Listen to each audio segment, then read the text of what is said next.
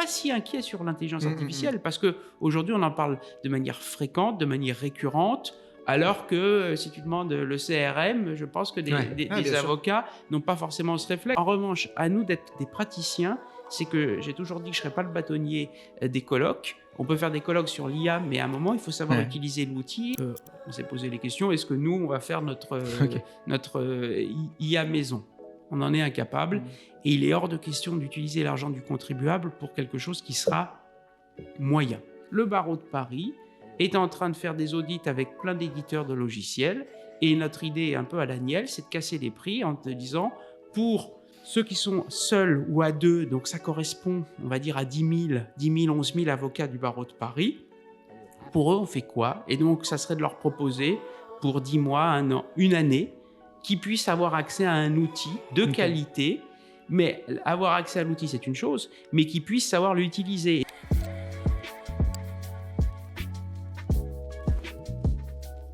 Monsieur le bâtonnier, alors on s'est dit qu'on s'appelait, on se tutoyait pendant cette interview. Donc Pierre, vous êtes avocat au barreau de Paris et actuellement bâtonnier. Je suis très content de vous avoir parce que vous travaillez autour de sujets qui nous intéressent beaucoup, qui intéressent beaucoup les personnes qui nous suivent chez Orama, notamment d'intelligence artificielle et de fracture numérique. C'est un petit peu parce qu'on peut faire un débat pendant des heures, on peut parler de plein de choses dans ce podcast avec vous, mais l'idée c'est un petit peu de se concentrer sur cet aspect-là de l'activité d'avocat. Donc j'ai plein de questions sur le sujet, vous avez fait plein de choses ces derniers temps autour de cette thématique-là, et on va en parler. Je vous laisse d'abord vous présenter pour qu'on en sache un petit peu plus sur vous, et puis ensuite on enchaîne. J'ai des tonnes de questions. Écoute, d'abord, merci Louis. Alors vous, on peut se tutoyer. Merci pour ton invitation. Écoute, je suis avocat au barreau de Paris, ça fait plus de 20 ans. Je suis spécialisé en propriété intellectuelle. Donc j'ai une fibre PI et sur l'intelligence artificielle, c'est pour moi le sujet. Et d'ailleurs, effectivement, je suis bâtonnier de Paris depuis le 1er janvier dernier.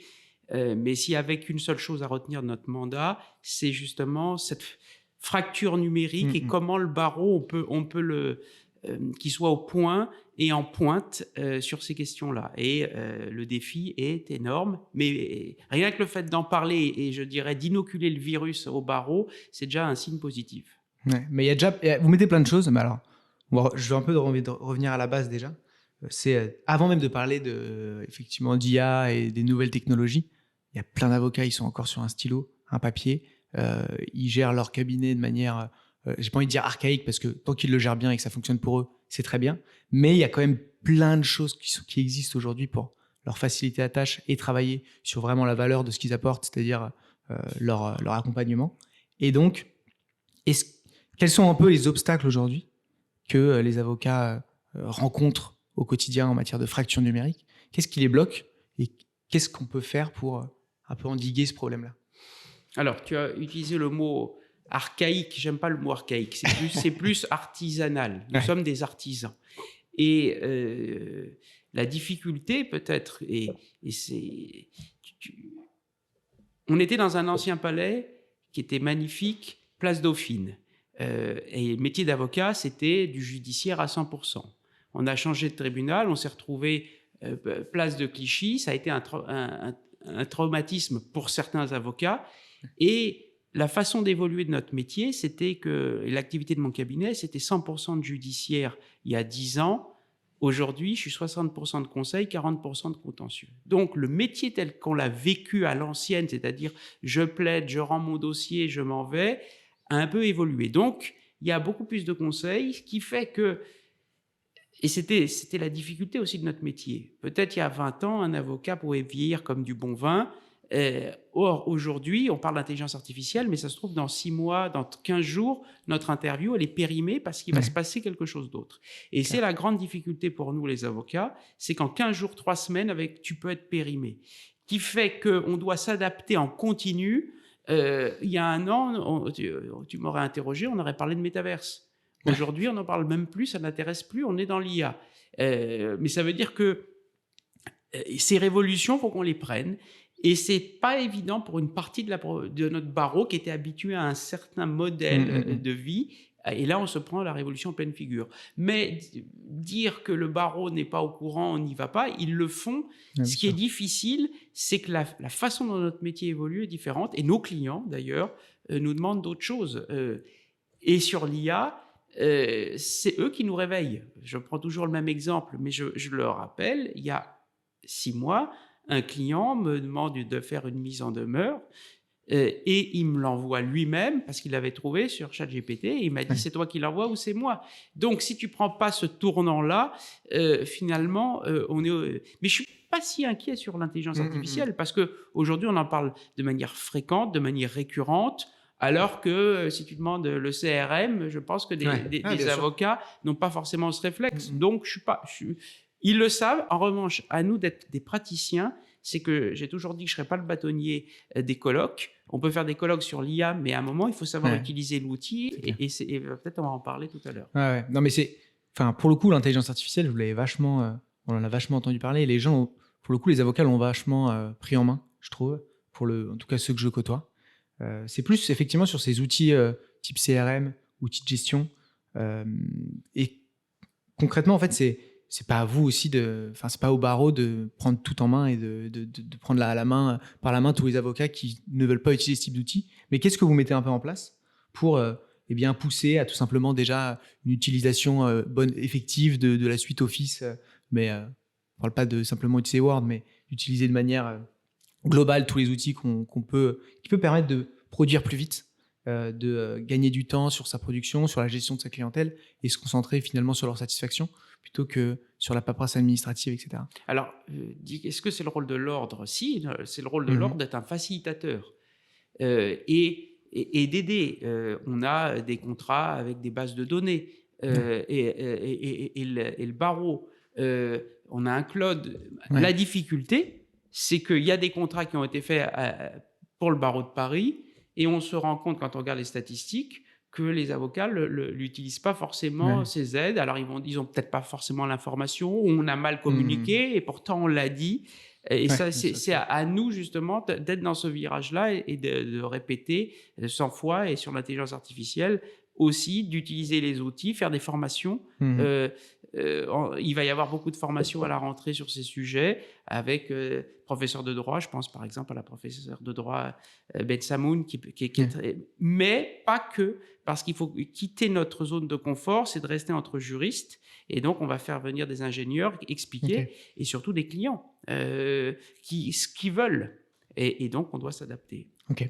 Donc, ce sera plutôt sous la forme de formation et de communication autour de la création d'outils.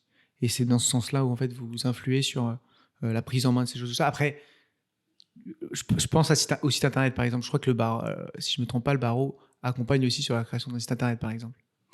On accompagne sur les sites Internet, mais à la limite, je pense qu'aujourd'hui, on a complètement dépassé ce sujet-là. Ouais. Là, aujourd'hui, mettons les pieds dans le plat.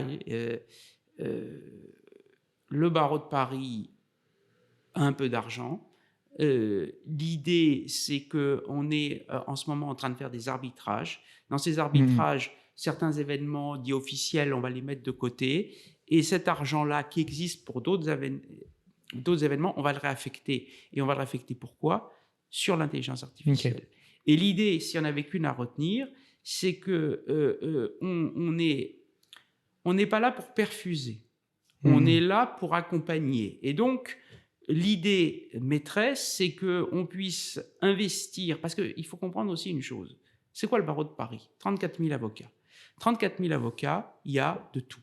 Des gros cabinets d'affaires qui ont leurs outils, qui sont suréquipés et qui investissent dedans. Et donc, ils ont des produits maison. Et ce que je vois à 34 000 avocats, c'est une fracture numérique. Des gros cabinets qui montent, qui sont... Et je dirais un ventre mou, qui n'ont pas forcément les outils. Et je vais même plus loin. Les très gros cabinets vont avoir leurs outils maison. C'est officiel, c'est public, donc je le dis. Harvey, le cabinet d'avocats dont on connaît, que je salue, Alain Auvry, Sherman, je suis allé voir, j'ai échangé avec eux. C'est fantastique ce qu'ils font, mais c'est normal, c'est leur produit maison et leur data, ils vont investir et le garder pour eux. Qu'est-ce qu'on fait pour les autres? Et on ne peut pas, les autres, de leur laisser que ChatGPT. Ce n'est pas possible. Donc, le barreau de Paris est en train de faire des audits avec plein d'éditeurs de logiciels Et notre idée un peu à la Niel, c'est de casser les prix en te disant, pour ceux qui sont seuls ou à deux, donc ça correspond, on va dire, à 10 000, 11 000 avocats du barreau de Paris. Pour eux, on fait quoi? Et donc, ça serait de leur proposer, pour 10 mois, 1 an, 1 année, qu'ils puissent avoir accès à un outil de qualité. Mais avoir accès à l'outil, c'est une chose, mais qu'ils puissent savoir l'utiliser. Et donc, celui qui remportera le contrat, eh ben, il formera, il ira 10 fois, 15 fois à la maison du barreau. On fera des webinaires en ligne pour dire, OK, vous avez l'outil de la marque X, maintenant, voilà comment l'utiliser. Et c'est ça qui est important. Et ça va poser d'énormes questions, mais déjà, si un avocat peut l'utiliser et se dire, grâce au barreau de Paris, en fait, notre boulot, c'est de mettre le pied à l'étrier. En revanche, on ne perfuse pas. C'est-à-dire qu'on va le faire pendant 1 an. Après, on l'utilise pas. Et après, c'est fini, c'est à l'avocat de se débrouiller parce qu'il ne faut pas perdre de vue que nous sommes des entrepreneurs, on est libéraux. Notre but, c'est d'amortir le choc. Voilà. Et du coup, donc, vous allez faire un choix autour de tous ces prestataires. J'imagine que le gros enjeu, c'est le côté cybersécurité et le fait que lorsqu'on, par exemple, on envoie des docs un peu sécurisés pour en faire une synthèse ou peu importe, des conclusions, quoi que ce soit, ça n'aille pas dans des, justement, d'autres serveurs un peu obscurs où finalement on ne sait pas où l'info tombe. C'est quoi qu'est-ce qui va déterminer un peu le bon outil Alors, d'abord, vous avez parfaitement raison et vous posez les bonnes questions. D'abord, un constat. Barreau de Paris, on ne sait pas faire. Donc, on s'est posé les questions, est-ce que nous, on va faire notre IA maison? On en est incapable.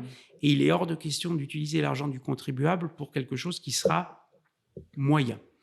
Donc, c'est des opérateurs privés. Parmi ces opérateurs privés, effectivement, en plus, on est dans une période tendue, politiquement, économiquement, et il y a des questions justement de cybersécurité. Et nous, qu'est-ce qu'on vend aussi? Notre secret professionnel. Donc, on aurait tendance à choisir des produits, j'aurais dit, peut-être pas franco-français, mais en tout cas européens.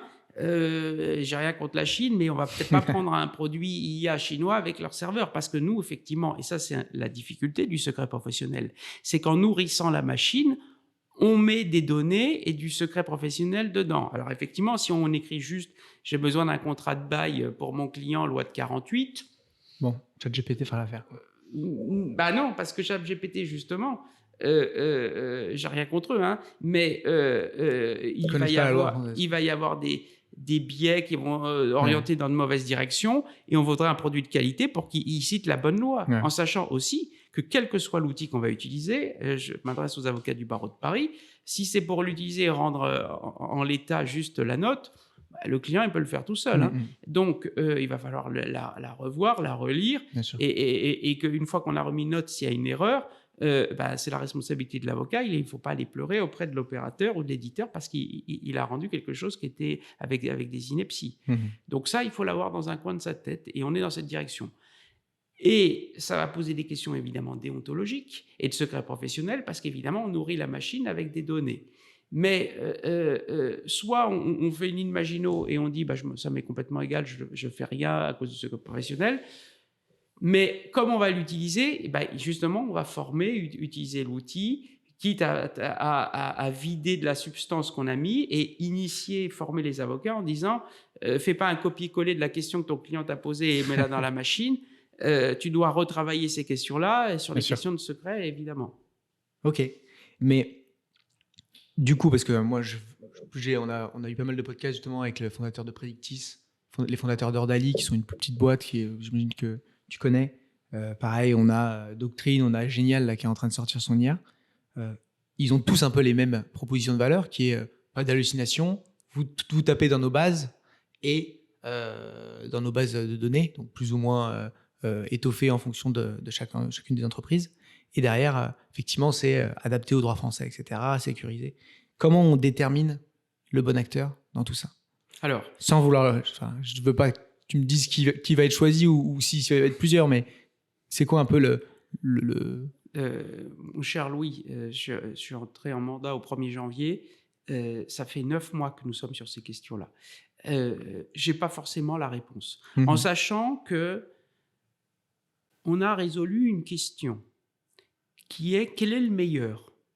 Et au fond, on s'est dit, mais c'est pas en raisonnant ainsi, en fait, on ne prend jamais de décision. Ouais. Parce que, on en parlait en introduction avant que ça commence, ça va tellement vite qu'on peut être périmé très rapidement. Donc, on peut choisir un outil qui sera peut-être le numéro 1 mondial dans 4 ans ou le grand perdant. Et je prends souvent l'exemple de Yahoo. Yahoo était le moteur de recherche numéro 1. Ouais. Et c'est Google qui a gagné. Donc aujourd'hui, je ne suis pas dans cette logique qui est de me dire ah, tu t'es planté, tu as pris le mauvais, c'était lui qui va gagner. En fait, on n'est pas dans cette logique-là. On est à un instant T, celui qui offre, il y a aussi une logique financière, les garanties de secret, donc on va peut-être privilégier une offre franco-française ou européenne pour le stockage des données, ce qui est juste du bon sens. Et celui qui va nous aider à un instant T. Parce que l'avocat, on va l'initier, on va inoculer le virus, il va utiliser l'outil, mais déjà si à la fin de notre mandat, l'avocat dit j'ai utilisé l'outil X choisi par le barreau de Paris, il me satisfait, j'ai pu l'utiliser, ou il ne me satisfait pas, mais à la limite tant mieux, parce que ça voudra dire qu'il l'a utilisé, qu'il sait, et il se dit il y a peut-être mieux, mais au moins pour l'instant, il y en a qui n'ont rien, l'Imaginaux, ils ne le font pas. Nous, on va leur permettre d'aller. Alors, est-ce qu'on a choisi le mauvais outil, le Yahoo ou le Google? Ce n'est pas la question. Dans 15 mois, s'il veut changer d'éditeur, ça voudra dire qu'il aura utilisé la machine et qu'il saura l'utiliser et qu'il fera mieux ou qu'il le gardera. Mais à la limite, ce n'est pas notre problème. Nous, notre sujet, c'est de mettre le pied à l'étrier. Alors, évidemment, on n'est pas fou. On va avec des opérateurs, des éditeurs qui sont sur le marché, qui ont pignon sur rue. Mais c'est ça la philosophie. Ok. Non, mais en plus, sur ce propos-là, la plupart c'est la proposition de valeur de la plupart de ces outils. C'est un essai gratuit de 15 jours qui permet tout à fait de savoir si ça vous va ou non. Et nous, pour le coup, c'est quelque chose qu'on a beaucoup partagé. On en a même fait des top IA à utiliser. Et donc, l'idée, moi, ce que je préconise toujours, c'est aller tester et voir ce qui fonctionne le mieux. Ouais. Et c'est un petit peu la démarche, j'imagine, du coup. Alors, 1 an, ça me paraît même beaucoup. Je me suis dit, à mon avis, 3 mois, ça suffit. On sait si on peut l'introduire. Moi, un outil, je l'essaie. Si je vois que ça me fait gagner du temps, je l'intègre dans ma pratique.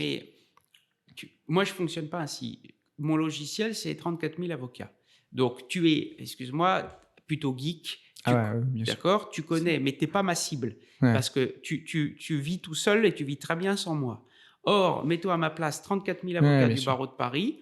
Il y en a qui en entendent parler, mais qui ne savent pas forcément et tester quoi, ils ne savent même pas. Donc, nous, on doit leur mettre dans la bouche, voici un outil, le barreau de Paris t'aide, tu peux l'utiliser pendant 15 mois, évidemment. Peut-être pendant 2 mois, ils ne vont pas l'utiliser, ou peut-être qu'ils vont l'utiliser beaucoup au début et arrêter. Et il faut aussi qu'ils se disent, cette offre, elle est limitée. Parce qu'il faut qu'ils aient une épée de Damoclès au-dessus de la tête, parce que si on leur dit c'est gratuit, tu l'as jusqu'à ta mort, je ne suis pas pressé. Non, c'est une offre qui est limitée, tu ne l'utilises pas, on te finance avec tes cotisations, mais pendant un temps limité, si tu ne prends pas le train en marche, on te l'a donné, tu es responsable. Il ne faut pas perdre de vue que nous sommes des entrepreneurs et des avocats. Bien sûr. Et donc, on joue là-dessus.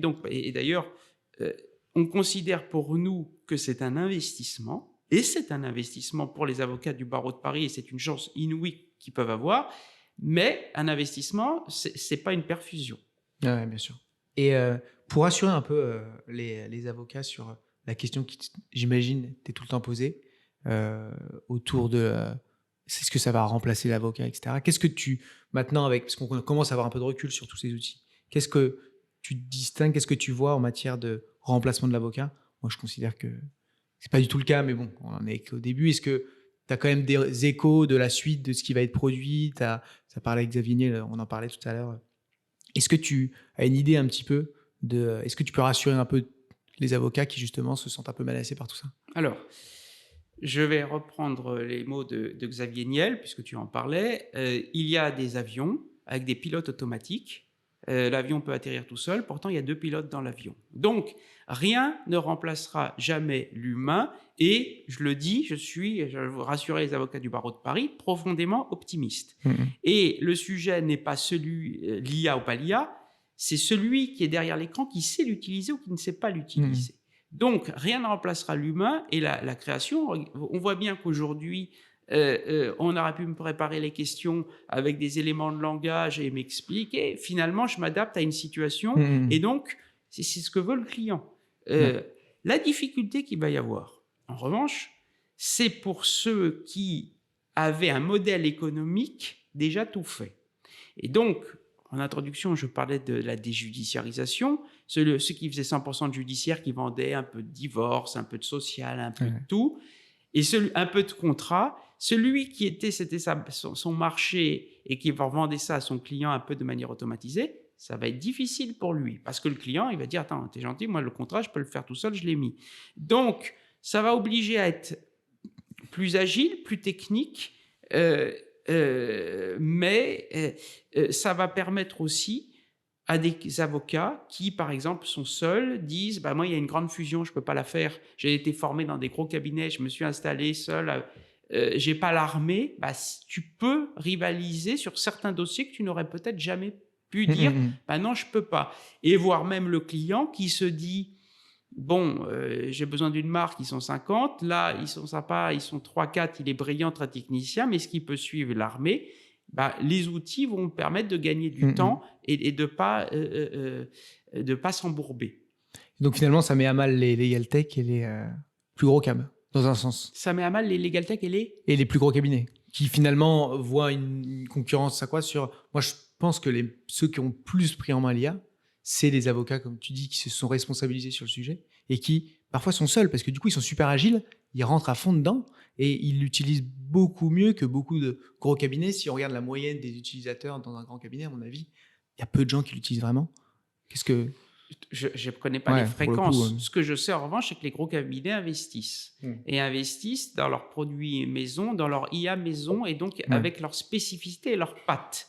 Donc, ils ont leurs produits. Les autres, effectivement, les matrices, ça peut peut-être les aider. Et donc, tu pourras avoir un énorme cabinet sur une fusion X. Normalement, tu as 3 cabinets d'affaires de la place. Peut-être un petit cabinet qui va être là parce qu'il va être très agile. Et c'est aussi à nous de dire qu'est-ce qu'on vend. Et je dis aux avocats de barreau de Paris, et dites, ma spécialité, c'est ça, je fais ci, plutôt que de vous envahir en disant je fais un peu tout ce qui rassurera pas. On doit être des microchirurgiens et qu'on soit une boutique ou 50, si on est le spécialiste dans un domaine, ça fonctionnera. Donc, on va... et c'est pour ça, moi, je suis un cabinet spécialisé en propriété intellectuelle. On est une petite dizaine. On est petit, mais on est une énorme boutique de la matière. Et c'est ça qui est important et c'est ça ce qu'on doit dire. Donc, c'est cette agilité, c'est cette anticipation. Voilà ce que je voulais dire. Et alors, moi, on m'interrompt un peu là-dessus, c'est le niveau d'apprentissage aujourd'hui pour utiliser ce type d'outils, il s'écourte, je trouve. C'est-à-dire que finalement, pour assurer ceux qui ne l'ont pas encore utilisé, très vite, vous allez prendre la main dessus. Et plus ça avance, ce type d'outils, et plus vite on peut les prendre en main assez facilement parce que l'UX de ces outils s'améliore et même ils deviennent de plus en plus faciles à prendre en main. Enfin, je vois la génération d'images entre ce qui a été il y a 2 ans et aujourd'hui, c'est d'une facilité déconcertante. Donc en soi, j'imagine que plus ça va avancer, plus ça va être facile de prendre en main ces outils. Et donc même si on ne met pas tout de suite, ou on n'investit pas tout de suite, ça n'empêchera pas de reprendre le train derrière. Tant qu'il y a un investissement sur des grosses entreprises qui sont faites et que ces produits sont mis à disposition pour les tarifs qui sont abordables. Voilà, je peux répondre de manière positive à ta question, mais il ne faut pas perdre de vue que ma population des 34 000 avocats, j'ai des gens qui ont 50 ans. Faire attention parce que là, on est dans une bulle. Donc, tu connais l'outil et ton public est plutôt jeune et il sait de quoi il parle. Donc, certains vont dire, Pierre Hoffman, il est sympa, mais il ne m'a rien appris de particulier. Or, moi, c'est élargir le spectre à tous et que j'ai 47 ans. Alors, je suis un contre-exemple parce que je suis dans la spécialité, donc je m'intéresse à ces questions-là, mais... je suis spécialiste de beaux commerciaux, j'ai 47 ans, a priori, l'IA, ce n'est pas mon sujet. Il va falloir que je commence à travailler ces questions et me dire, en fait, je ne suis pas dans une bulle Imagino, ça doit me toucher. Et si on arrive à toucher les générations un peu au-dessus, Ils vont pouvoir parler avec des plus jeunes qui arrivent sur le marché, qui les utilisent déjà, voire même les corriger. Parce qu'on va avoir des jeunes qui vont arriver avec des outils IA. C'est aussi à nous, plus âgés, de déceler en disant « Non, mais là, tu te moques de moi, c'est n'importe quoi ce que tu as fait, on voit bien que tu as fait un truc tout fait. Il y a eu 2 erreurs là, donc il faut parler la même langue aussi. » Parce que la nouvelle génération ne se pose pas ces questions, ils l'utilisent déjà. Mais à mon avis, ils ont aussi des mauvais réflexes. Parce que nous, les plus âgés ont une conscience en disant « Ça ne peut pas sortir parce que c'est mauvais ». Les plus jeunes auront le défaut de dire « Bon, au moins on a l'idée ». Oui, mais si ça reste à usage interne, il n'y a aucune difficulté, ça reste dans la sphère du cabinet et c'est entre nous, ça nous permet de nous aider. Mais quand on sort un document et qu'il y a une erreur, c'est la responsabilité. Et une fois qu'il y a une erreur, c'est honte sur toi et sur ton cabinet et les réputations se gagnent au gramme et se perdent au kilo. Et en 5 minutes, on peut vite être évacué. Il faut l'avoir en tête. Ok, donc si je résume un peu, le barreau est sur le coup. Vous êtes en train de construire des outils qui vont pouvoir être utilisés, et ça de manière relativement, bientôt, quoi. Et aux avocats de se responsabiliser et de prendre le train avant que justement il passe et que. Alors on est sur le coup, puisque je suis invité dans cette émission avec toi, justement pour parler de ces sujets-là, alors que je pourrais être ailleurs dans des colloques et parler d'autres choses. Là, aujourd'hui, on est, je suis un bâtonnier sur le terrain et je me rends compte de l'évolution. Tu vois, je te parlais du métaverse tout à l'heure. Il y a 1 an, on parlait que de métaverse. Aujourd'hui, c'est has-been. Alors certains se disent... Ça reviendra. Peut-être ou pas, mais ce n'est pas le sujet. Et certains se disent, se rassurer en se disant, alors c'est parti, donc c'est pas grave si je ne m'en suis pas occupé. Là, aujourd'hui, le message aux avocats du barreau de Paris, c'est que l'IA, vous n'avez pas le choix. Il faut le prendre. Mais plutôt que de subir une révolution et à chaque fois on dit que c'est affreux, c'est au contraire, on l'anticipe, on le forme et se dire c'est rassurant. Et donc aujourd'hui, je suis là pour dire rassurez-vous. Et donc oui, on est sur le coup et il y aura des offres à la rentrée qui vont arriver sur le sujet. Ça sera peut-être pas formidable, mais en tout cas, ça sera initié et ça, c'est le plus important. Aux 34 000, hein, pas que juste ta communauté qui est hyper geek, qui s'y connaît et qui va dire j'ai rien appris, mais je leur dis à eux qu'ils vont rentrer sur le marché, ils vont avoir leur patron et de leur dire justement il y a une offre, prenez-la pour que tout le monde parle la même langue. Parce que je veux pas qu'il y ait un décrochage de fracture numérique entre les très gros cabinets et les plus petits, et certains qui rentrent sur le marché. Que ceux qui n'ont jamais encore osé y aller dedans ont donné des formations. Je donnais des formations pour l'utilisation de ces outils. Donc des outils accessibles aujourd'hui gratuitement, ChatGPT, et franchement des personnes qui, comme tu disais, qui ont des belles années de barre et qui continuent d'exercer et qui avaient un petit peu peur, mais en 1 heure c'est bon, ils étaient étonnés par la puissance des choses et ils étaient partis, quoi. Après derrière ils m'ont envoyé des messages dans les semaines qui viennent en me disant c'est super et ça m'aide de tous les jours et en fait c'est pas si compliqué, quoi. C'est à peu près pour moi du même niveau que la barre d'outils Google qu'on utilise quand on a une idée. J'ai rendez-vous avec telle personne à 14h, c'est qui? On tape sur Google, on voit son nom. Ah oui, on a une ordre d'idée. C'est à peu près la même chose. C'est clair. Mais c'est aussi le sujet. On reste avocat. Sur Google, je ne prends pas le truc, je l'envoie directement. Et sur l'IA, je ne l'envoie pas directement. Je retravaille et donc j'ai une plus-value. C'est sûr. Génial. Merci Pierre. Avec grand plaisir, merci Louis. Qu'est-ce qu'on te souhaite pour ces prochains mois du coup? Écoute, d'abord, beaucoup de chance pour notre barreau et qu'on puisse affronter cette révolution, mais que finalement est une chance et on est sur le terrain et donc le barreau de Paris s'en sortira. Très bien. Je pense que d'autres gens auront écouté autre que justement des avocats assez entreprenants et jeunes qui ont l'habitude de nous écouter chez nous. Donc c'est bien. Et puis n'hésitez pas à aller voir d'autres épisodes. J'en profite pour faire une petite pub. Merci Pierre et à très vite. Merci Louis. À bientôt.